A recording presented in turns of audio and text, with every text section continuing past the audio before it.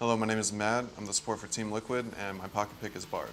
And this Bard ultimate and tunnel from Matt is fight changing. Matt played that perfectly. Bard has been such a huge champion for Matt. The cosmic bindings left and right from Matt. Adrian just got absolutely deleted there. What a binding by Matt to turn that one around. I want to insta-lock Bard. Can I insta-lock Bard?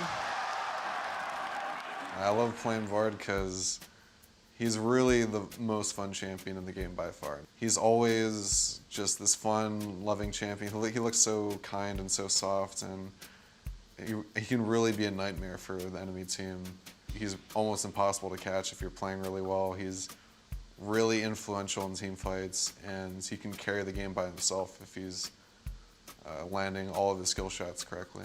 So for Bard, I think Tempered Fate is definitely his defining ability because he has the potential to completely change team fights from a very dire situation to completely carrying the fight all by himself. I think the key to playing a really good Bard is understanding how to chain CC well, because once you land that Tempered Fate, you'll have to time your stun to end just as Tempered Fate comes out of stasis. If your teammates know how to chain CC well too, it's really beneficial because once you land your ultimate, if you can use your abilities as they're exiting the stasis, then they'll have no room to counterplay. Bard's strengths in lane is how he can poke and trade, so what you want to be looking for is looking at your passive and its respawn time when your meep is about to come back to your auto attack, your empowered auto attack, and trading whenever that's up plus your Q cooldown. So you don't want to be trading without both your Q and your passive up.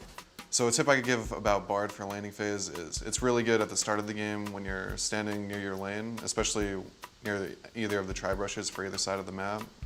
It helps spawn your chimes in the lane, and if you're lucky enough to have a chime spawn in your lane, that gives you free mana for the rest of the laning phase. If you get 2 of the chimes that spawn out of the 3, you're going to be able to get level 2 1 melee minion before the other support would get their level 2. So on the second wave, you'll only need 2 melee creeps and you'll be able to hit level 2.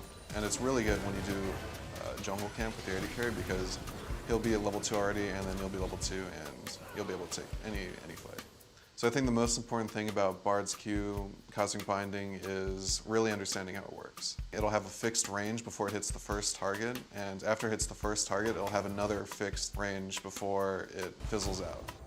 It's also really important to understand where the terrain hitboxes are, because sometimes it looks really weird. Bard will be trying to stun a target running away from him, and it'll randomly look like it'll stun on the wall. Know that it's intended to be that way, that terrain has certain hitboxes that you can look out for.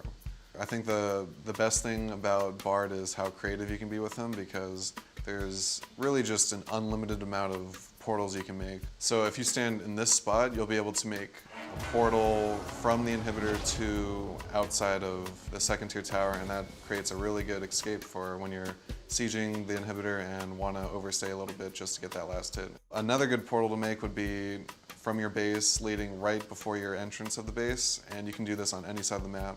That'll really speed up your time exiting base if you're getting back to lane, or if you're late to a team fight. This will really help you get to where you need to go.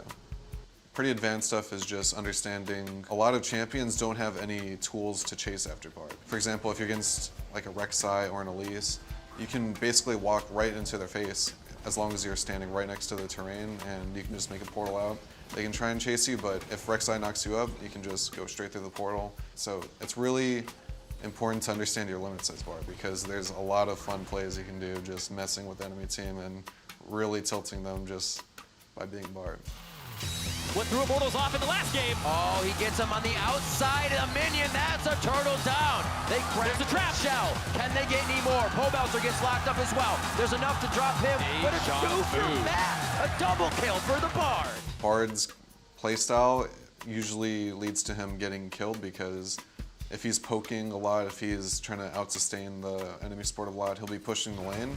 And whenever you see a Bard pushing the lane up, he looks like a really free game, because he has no escape outside of maybe he has a bunch of W's placed up into a brush, but yeah, he can be a really easy lane to gank. There's a lot of picks where Bard doesn't, Bard has like a hard time playing against. So if you're against like a Sivir, it's really hard to engage on Sivir because she can shield, she can speed up her team.